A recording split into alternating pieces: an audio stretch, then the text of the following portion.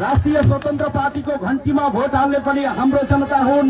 नेपाली कांग्रेसको रुखमा भोट हाल्ने जनता पनि हाम्रो जनता हुन्। एमालेको सूर्यमा भोट हाल्ने जनता पनि हाम्रो जनता हुन्। माओवादीको 4-5 कुनै तारामा भोट हाल्ने जनता पनि हाम्रा जनता हुन्।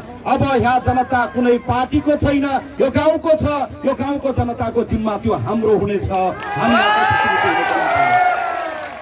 तपाईले यतापट्टि बसेर जिताउनलाई भोट हाल्नुभयो होला घण्टीमा, तपाई उतापट्टि बसेर सूर्य र रुखमा भोट हाल्दै गर्दा हामीलाई खबरदारी गर्नुभयो र भन्नुभयो यो ठाउँमा तिमी मात्र छैनौ, हामी पनि छौं। तिमीले बदमाशी र गद्दारी गर्दै गर्दा खबरदारी गर्न हामी पनि उभिएका छौं भन्नुभएको छ।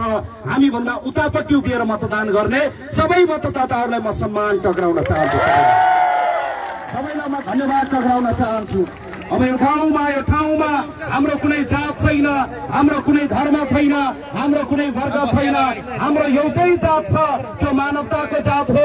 हाम्रो एउटै धर्म छ, त्यो मानवताको धर्म हो। हाम्रो एउटै घर छ, त्यो नेपाली हो, नेपाल हो।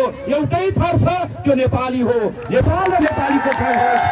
सबैलाई न्याय हुनेछ, सबैलाई हित हुनेछ।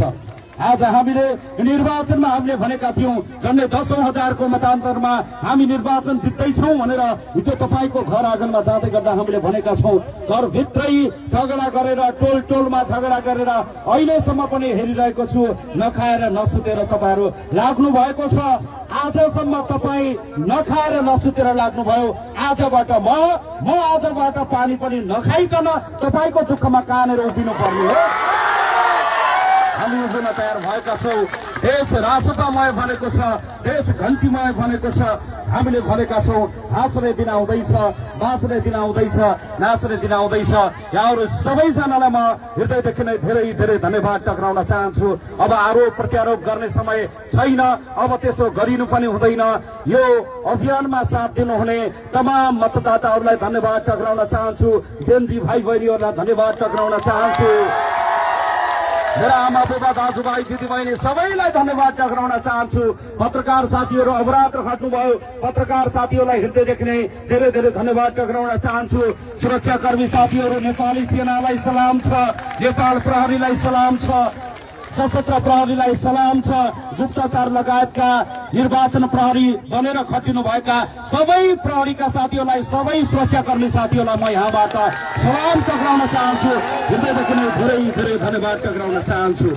आँखी भाउ र कपालको रौँ फुलेर झन्डै 70-75 को त्यो उमेरमा दौडिँदै गर्दा पनि देशको मानलाई, देशको स्वाभिमानलाई शिरमा बोकेर यो देशलाई त्यो संकटबाट पारिपट्टि पुर्याउनलाई सहयोग गर्नुहुने मेरो घरको आमा र देशको नेतृत्व सम्हाल्नु भएको सुशीला आमालाई यहाँबाट सम्मान टक्राउन चाहन्छु।